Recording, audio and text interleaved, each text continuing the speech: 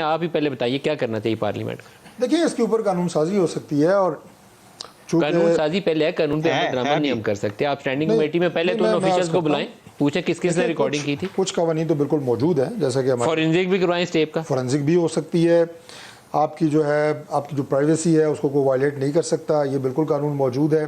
لیکن بات یہ ہے کہ ہمارے جو ملک کے حالات ہیں، اور خاص طور پہ پیچھے جن کرائسس سے ہم گزرتے رہے، میں سیکیورٹی وائز بات کر رہا ہوں، یقیناً کچھ افراد کی جو مخصوص سینسٹیو عہدوں کے اوپر فائز ہیں ان کو آپ کو مانیٹرنگ کی ضرورت ہے. یہ ایک حقیقت ہے، آپ اسے ڈینائی نہیں کر سکتے.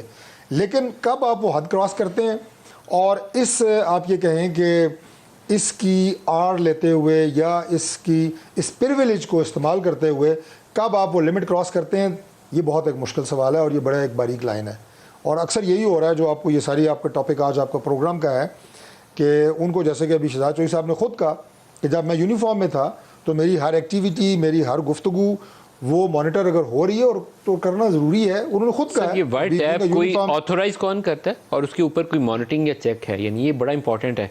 میں آپ کو یہ عرض کر رہا ہوں نا کہ اس کو کون آتھورائز کرتا ہے کہ طارق فضل کی ریکارڈنگ کرنی ہے، اور کون آتھورائز، اس کا چیک کون ہے اس کے اس اوپر؟ کی آتھرائزیشن کس کی ہونی چاہیے، کس حد تک ہونی چاہیے. دیکھیں اور اس کے اوپر کوئی چیک بھی کون شخص ہے؟ وہ وائلیٹ کرتا ہے تو اس کی وہ سزا کیا وائلیٹ کرتا ہے، اور کس حد تک، میں نے کہا نا وہ جو ایک لمٹ ہے اسے کراس کرنا. اور سب سے بڑی بات مل صاحب، آپ کتنی ہی سینسٹیو پوزیشن کے اوپر ہوں، آپ کی پرائیویٹ لائف بھی ہے.